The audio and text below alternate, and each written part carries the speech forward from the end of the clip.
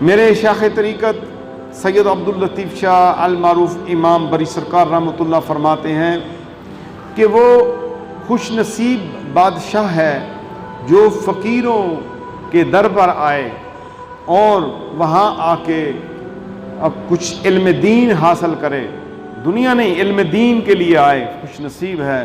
تو آپ فرماتے ہیں وہ بدبخت فقیر ہے جو بادشاہوں کے پاس جائے، وزیروں کے پاس جائے، مشیروں کے پاس جائے۔ تو ایک طرف بادشاہ پوری دنیا کا خزانہ رکھ دیں،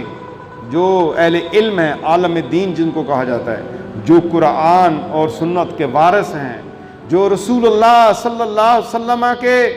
سچے عاشق اور آپ کے علم کو پھیلانے والے، آپ کی علم وراثت کو پھیلانے والے ہیں، اگر وہی ایوانوں میں بیٹھ جائیں، وہی بادشاہوں کی نشستوں کے ساتھ بیٹھ جائیں اور فخر محسوس کریں، تو پھر سمجھ لو کہ انصاف کے تقاضے ختم ہو جائیں گے، پھر سمجھ لو کہ آپ حق پہ نہیں رہیں گے۔ میں نے ایک جگہ پہ پڑھا کہ جب عالم دین حکمرانوں کی زبان بولنا شروع کر دے تو پھر اس کے دین پر بھی شک پیدا ہو جاتا ہے کہ کہیں یہ تو کسی وقت بھی کوئی ایسا کام کر جائے گا جو دین کے خلاف ہوگا۔ ہمارے ائمہ میں آپ دیکھ لیں، جناب سیدنا امام احمد بن حنبل کو کوڑے لگائے گئے، امام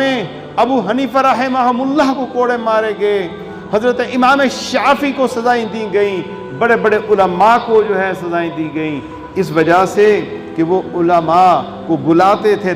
اپنے ایوانوں میں، اور وہ اپنے گورنر ہاؤسز میں بلاتے تھے، لیکن آپ نہیں جایا کرتے تھے۔ کہتے اگر تمہیں تشنگی ہے، پیاس ہے، علم لینا ہے تو فقیر بیٹھے ہیں، آ جاؤ۔ جس طرح عام بندے کو علم دیں گے، اسی طرح بادشاہ کو بھی علم دین سکھائیں گے۔ تو یہ کوالٹی علماء کے اندر ہونی چاہیے، علماء کے اندر یہ کوالٹی ہونی چاہیے کہ وہ علم دین پھیلائیں، اور یہ نہ دیکھیں کہ یہ غریب ہے یا یہ وزیر اعظم ہے یا یہ صدر ہے، گورنر ہے یا اعلیٰ عہدے پہ ہے۔ اور اسی طرح عوام الناس کے اندر بھی ان لوگوں کو زیادہ جو ہے ان کی طرف، مالداروں کی طرف اس کا رخ نہ ہو، خیال نہ ہو، توکل اور بھروسہ اللہ پہ ہو۔ جس کا توکل اور بھروسہ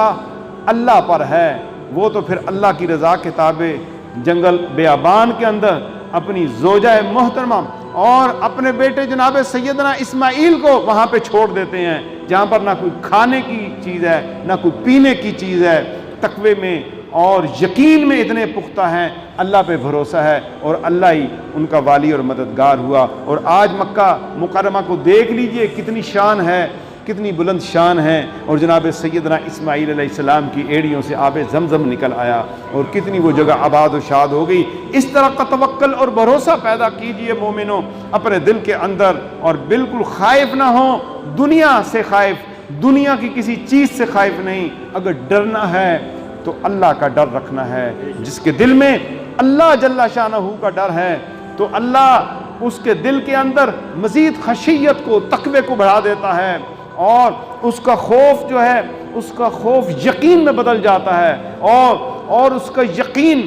ایمان کی حرارتوں میں بلندی کا اضافہ بنتا ہے، اور جو وہ بلندگی میں جاتا ہے تو اللہ کے قرب میں چلا جاتا ہے، اللہ کی محبت میں چلا جاتا ہے، پھر وہ فنا فی اللہ ہو جاتا ہے، اور پھر وہ بقا باللہ ہو جاتا ہے، پھر وہ عارف باللہ ہو جاتا ہے، پھر دنیا سے اس کا کوئی سروکار نہیں ہوتا۔ وہ رہتا تو دنیا میں ہے، جسم تو دنیا میں ہے، وجود تو دنیا میں ہے، رہتا تو اپنے بیوی بچوں کے ساتھ ہے، رہتا تو وہ دنیا کا ساتھ ہے، بات تو وہ دنیا کے ساتھ کر رہا ہوگا، لیکن دل اس کا مولا کے پاس ہوگا، اور اس کا خیال مولا کے پاس ہوگا، اور اس کا تصور مولا کی طرف ہوگا۔ وہی اللہ کار ساز ہے میرا اور آپ کا۔ حسبنا اللہ و نعم الوکیل، نعم المولا و نعم النصیر۔ اللہ مجھے اور آپ کو حق پر قائم رہنے کی توفیق عطا فرمائے، اور حق پر چلنے، حق والوں کا ساتھ دینے کی توفیق عطا فرمائے، اور باطل طور طریقوں، باطل قوتوں، شیطانی قوتوں سے اللہ مجھے